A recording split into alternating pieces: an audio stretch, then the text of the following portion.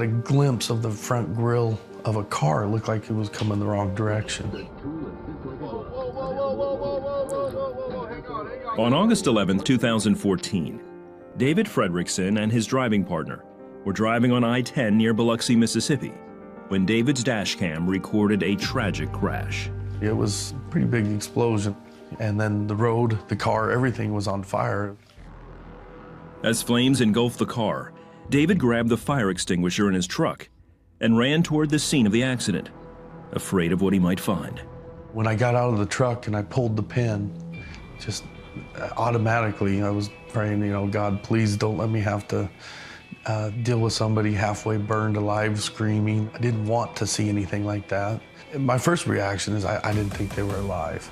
As David... Wow. This is an unbelievable story. And as we're going to uncover here, what happens next is shocking. I think even if you don't believe in God, there's going to be some questions here, you know, because there are moments on the road that can change everything. We've all been there. You know, 1 second traffic's flowing along as usual, then out of nowhere, a single flash of metal or sudden burst of flame redefines how we see our own fragility. I've seen this firsthand with some of the people that my wife has worked with. They've been in accidents and it has dramatically changed their lives. And when I came across this video clip, I felt an instant surge of adrenaline as I were there on the highway confronted by the intensity and unpredictability of real life, like what's going to happen next. And if you are a skeptic, this might get you to believe in God. And if you believe in God, this might get you to really pray harder and draw even closer to him, because this story isn't just about a crash. It's about what it means to live each day with the readiness to help, a heart open to divine possibilities, and a recognition that life can shift in a blink of an eye. So let's get into this. And I'm telling you, what happened next, you will be shocked. Fought the fire. Something caught his eye. I seen this little head pop up in the back window. And immediately I was like, wow, they're alive. Trapped in the car was a woman and her 2-year-old granddaughter. The lady was laying in the front seat and she was trying to kick the door open. David tried to help pull the door open. Time was running out. I heard the metal bending, but I'm a pretty good sized guy. And if you watch the video, you kind of see me jerking on it to get it open, but it wouldn't open. Once more, he prayed. At that point, what could I do? I didn't know. I had never been in a situation like that. As other motorists came to help, the door finally broke free. And then in the back seat, that little head, I seen it pop up again. And I just, out of the corner of my eye, I seen some other people showing up. So I got into the back seat. I grabbed the little girl. I reached in, she grabbed me around the neck. While others pulled the woman to safety, David carried the granddaughter safely to the side of the interstate. It was surreal that they were okay. I mean, I didn't think anybody could live through it, truthfully. David believes God intervened and used him to help rescue them. Yeah, I mean, wow, as I watched this, I couldn't help but ask, how do we respond when chaos erupts? And what if you found yourself in that situation? Would you go out there and help? Or, I mean, you can't even drive by at that point, right? Like, would you be ready to act and help? Or just be another bystander? I mean, circumstances changed fast. And in our lives, they can go from right side up to upside down in an instance. And you see what is emphasized here. He prayed. He prayed under stress. He prayed when things were uncertain. He prayed. And then other people came to help as well. We need to remember to pray in these situations. And I think moments like this will remind us of the reality of life's vulnerability. When times like this, when an ordinary commute can turn into a life and death scenario, grandmother, a 2-year-old, you could be the angel that saves them. And it's remarkable how they even survive this. You know, one unexpected turn can end normalcy. You know, in James 4:14, it reminds us that our lives are like a mist. They're briefly here and then boom, they're gone. And I'm not trying to make you anxious, but I'm trying to encourage you to live your life with focus, with gratitude. What are you doing right now? Any moment, breath, your last breath could be your last. I mean, if you knew this day was your last, wouldn't it be much more intentional? Wouldn't we spend it much more intentionally. And so this is quite shocking. Let's finish this off and then, I have some few more points here that we can really learn from this. The car was just on fire there. I didn't burn my hands. It wasn't hot. I mean, I do believe that he protected me and protected them. If I would have been 20 seconds sooner, I would have been down the road. If I would have been 10 seconds sooner, it would have been me she hit. I have never met the lady, but I'm just very happy that I was able to help her that day. As David travels the nation's highways, he's ready and willing to be used again by God. When you have a relationship with God, supernatural happens all the time. The little girl, I know that God's got plans for her. That's why he protected her that day. God puts people where they need to be. It just reassures me that if he needs me and he puts me in front of somebody that needs my help, then I help them. You got to listen to God. Exactly that. We got to listen to God. Even traveling before, people would pray. And people traveling seas or anywhere, they would always pray because they knew that traveling was risky, fully aware that a storm could come, a tornado could come, a fire could break out, you could get robbed by bandits, especially those crossing oceans and seas. They knew that they were out there in the vast waters, and even the sturdiest of ships can come to a disaster. And even modern statistics back up the unpredictable nature of life. When you get in your car, when you go for a walk, at an instance, it could be all taken. A large percentage of accidents happen within a few miles or kilometers from your home, from your work, from places that you consider safe. We could come back to that question. Am I living in a way that honors God and brings joy to others and is truly aligned with who God wants me to be? Am I postponing what's most important, assuming that I'm going to have tomorrow? Some people will say, well, I'll come to God in the future after I let it all out. I'm not trying to scare you into that, but hopefully it can spark some type of healthy urgency. Think of how you treated a loved one. What if you treated them in a way that you thought, okay, well, I might not see them tomorrow. We're not trying to make you anxious, but we could choose kindness, patience, love, authenticity. I'd love to hear your thoughts on this. Has there been moments where you realized how fragile life can be? And did it prompt you to reevaluate everything, anything? And sometimes your comments here can be quite encouraging, not just for me, but for other people reading those comments. And sometimes your personal stories can encourage others far more than you realize. And like Mark, will you step forward in the face of emergency when someone needs you? Maybe without him stepping in there right away in that urgency, those people would not have survived. You can see the fire engulfing that vehicle. It's literally about to explode. It could explode at any moment. And David reacts with urgency, stops the truck, grabs a fire extinguisher, runs straight towards the danger, not away from it. And somehow God protected him. There's looks like minimal hesitation that happens on his part, and you have to think in that moment. You got to be thinking, okay, what am I going to do? What am I going to do? Just goes there to help someone. This is also a biblical call to help our neighbors. Mark 12:31 reminds us that to be that good Samaritan, to be not just a bystander. And there is a psychological phenomenon called the bystander effect, where everyone assumes someone will intervene, someone will help. But David does the opposite. He's the first one that goes. He shows immediate compassion, immediate initiative. And he says, why? Why is that? Because he believes in the God of Abraham, the God of Jacob, the God of Isaac. He believes in Jesus.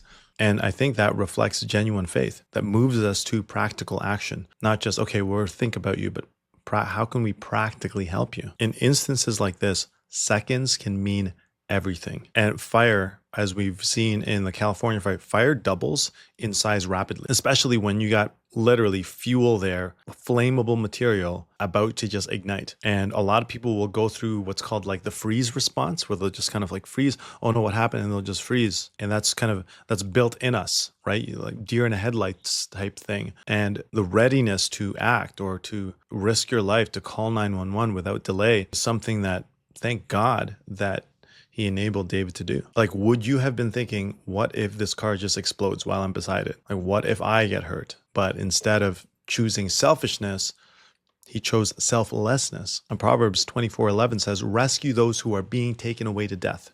And this is why we have this channel, because we believe that we're on our way to death. We're on our way to hell. And Jesus rescues us from that. And that's why we're sharing the good news. We're sharing the gospel. We're sharing the good news of Jesus Christ dying on the cross, being resurrected to save us. This is not just a theoretical or a theological statement. It's a tangible directive. And in our daily lives, this might not involve a burning car or an earthquake or a fire, but it could be stepping in when someone's being bullied or offering assistance when we witness a minor car crash. I know I've made that mistake to just kind of be that bystander. I think we all have at some point. Maybe we have somewhere to go, have something to do. But maybe in that moment, God is calling us to be that David to go and help. And who knows what that help can do to another human being, which has inherent value, made in the image of God, image bearers of God. Have you ever been in that situation where you saw someone in need and had to decide whether to help or maybe to not help? And maybe we can reflect on that. Did you step forward to help, or did you hold back in that moment, or were you way too busy doing something else? And we want to hear from you. Let us know. And you never know, your story might be an inspiration to help someone's needs or to get someone to act. And personal faith and prayer can transform raw fear into resolute action, like what we saw. That prayer, God, just showing up to God, and know that you have access to God through Jesus Christ in that moment. See, he didn't have to go to a church, or he didn't have to kneel somewhere. He just knew, I have a relationship with God. I can talk to God right now. I can access God right now. In that moment of genuine fear, he's worried about what he might find. He's worried about, oh my goodness, am I going to see someone like fully burnt or fully dismantled or something? There's a real possibility that he'll come face to face with a devastating reality, a devastating scene. But what does he do? He prays. He asks God for help in a split second. And prayer under stress often strips away all pretenses. It doesn't need to be this polished, lengthy recital. It's a direct cry for assistance to the divine. And in the Bible, there's precedent for these kinds of prayers, these kinds of pleas. Think of Nehemiah, who, when asked by the king why he looked sad, silently before answering, he prayed. Or think about Peter in Matthew 14:30, sinking beneath the waves and crying, Lord, save me. It's a 3-word prayer. It's a 3-word appeal. And it had as much power as a carefully scripted prayer because it came from the heart. It came from something that was happening inside. And even psychologically, we know that focusing on a higher power can interrupt panic. When under acute stress, the brain's amygdala triggers fight or flight response. And pausing for even a brief moment to pray can actually re-engage the rational parts of our brain, the rational mind, and allow you to act with clarity. When you talk about firefighters or first responders, they've often talked about a sense of calm that overtakes them in crisis. And we could say that that's training, but a lot of them also speak of an inner peace they believe is from God. A lot of firefighters will pray. A lot of police officers, when they're faced in that situation, will pray. And you'll say, well, not all of them. You're right, not all of them, but most of them. Now, if we believe that God is truly sovereign, then we can trust that our actions, guided by love and empathy, have divine support. It doesn't always mean a guaranteed outcome, but it does mean our steps aren't taken alone. And so when David steps out of that truck with the fire extinguisher at hand, his simple prayer might have been the key to moving forward instead of freezing in horror, and eventually saving that little girl, saving that grandma. My question is, have you ever cried out to God in a moment of intense fear? Have you ever cried out to God in a moment of intense pain? Did you feel a sense of relief? Or did clarity surface in an otherwise chaotic situation? How else can that explain that? Share your experience. Sometimes your openness can encourage someone else to face their crisis in that moment. Fear can meet faith in those heated moments. It does here. And for most of us, we would see this as an act of heroism. I mean, that moment when David saw this head moving back and forth in the back seat, and then maybe because he was helping, other people went to help, right? Like that must have been a charged moment for him. And then you see him trying to open that car door, knowing that, hey, there's someone in here, there's someone alive, there's someone moving. Like despite the crazy crash, despite the flames, there's that little girl and there's that granddaughter. And there's that grandmother. And again, this is a biblical principle. Ecclesiastes 4:9 says, 2 are better than 1 because they have a good reward for their toil. It's not just David. It's a bunch of people who came and fought and saved that lady. It's a group of people coming together with combined strength to bend that metal, to create a pathway for safety. We find comfort when other people are stepping in and stepping up. It can cause a reaction. And once one person commits, others can be also emboldened to join. This is a vital principle also for communities, for churches, for families. When we see one person meeting a need, it can spark a collective drive to help more people in more ways. And so will you be that one person to start that? You could be that one person to start that movement. And that child, thinking that maybe she might die or the car might explode, there's no way out, clings to David's neck. And in the gospel, children are often used as a model for trust. A toddler won't complicate things with cynicism. She just holds on, fully relying on the arms that rescue her. And in a broader sense, that's what genuine faith can look like. When we latch onto God in our helplessness with no pretense, no self-reliance, just dependency on God. When we do things alone, we can get overwhelmed. But when a collective comes, then we can dismantle the obstacles in front of us. And so are you in a collective? Are you in a local church, local body, worshiping God together? Because there's no lone wolf Christian out there. Maybe you can share when you've seen a collective effort that really moved things forward, or a united front that changed things. Now, the real question is, where was God in all of this? And what does this say about destiny, timing, divine purpose? I'll tell you what it is. Timing is everything. Coaches will tell you that. CEOs will tell you that. And just a few seconds later could have led to a radically different outcome. And David even attributes this to God's intervention, suggesting there's a deeper purpose why everyone ends up in the exact same place at the exact same time. Even where you are right now, there's a reason why you're exactly where you are at this exact time. And I know it might feel like, well, I feel stuck right now. There's a reason why you're there. There's a learning there. Well, I'm just going through a lot of suffering right now. There's a reason why you're there. There's a reason why God somehow in his sovereignty has allowed that. This idea that God orchestrates encounters and events is something that is hard for us to grasp with our finite minds, and we can't predict. But think about the story of Esther. Okay, if you're not familiar with that story, she ends up in the Persian court for such a time as this. And because of her, she's able to help so many people. Some people might look at this and say, oh, well, these are just coincidences. But for followers of Jesus Christ, it's not a coincidence. We don't believe in coincidences. We believe that things are happening purposefully. And the odds of this rescue actually happening is probably extremely low. Explosive car crash, high speeds. Normally you're thinking, okay, somebody's dead. Car on fire. Yet we see here that the girl is carried to safety. David talks about not feeling the heat. Now, whether you believe in miracles or just improbable events that, okay, well, this is like one in a million, but somehow it's still, I don't think it's a miracle. Okay, what about free will? If you don't believe in God, you probably don't believe in free will. But David chose to stop.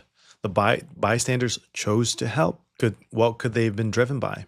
Just Darwinian evolution? Or were they driven by a higher power? Maybe a God that values everyone. And maybe that's part of God using our freedom, our free will to accomplish something good. Maybe you can reflect on in your school, in your workplaces, in your family, if there's a need. Maybe there's a reason why there's a need in that place. And that somehow there's an intersection between need and availability. And that might not be an accident. That might be purposeful. These moments where need and availability intersect might be a moment where your faith and character have the chance to shine. We see how fragile life can be and how essential quick action is, and how prayer steadies our hearts, and how unity multiplies our effectiveness, and how divine appointments may shape our days more than we realize. And these insights aren't meant to just stay here on this screen. They're meant to impact everyday life. How can you apply this tomorrow to your job, to your family, to your school, later in this week, in your relationships? Maybe it means living with more urgency and less procrastination. Perhaps it's about training yourself to respond proactively in certain situations. Maybe it's learning to pray without hesitation when fear or anxiety paralyze you. Remember that Jesus can turn a mess into a message, a test into a testimony, a pain into purpose.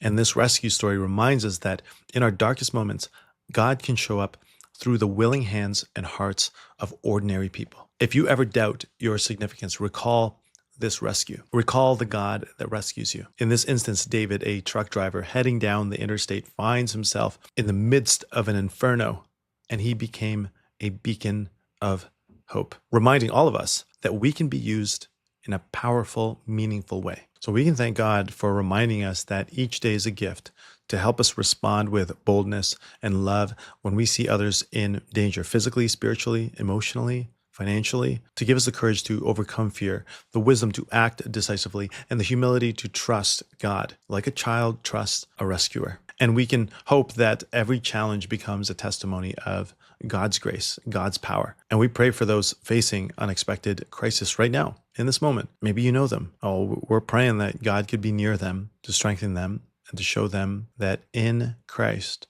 there is hope, purpose, and victory. Always remember that you are more than a conqueror in Christ. So keep running that race and fighting the good fight. Stay encouraged, be on the lookout for how you can serve, and never underestimate the difference you can make. God bless you.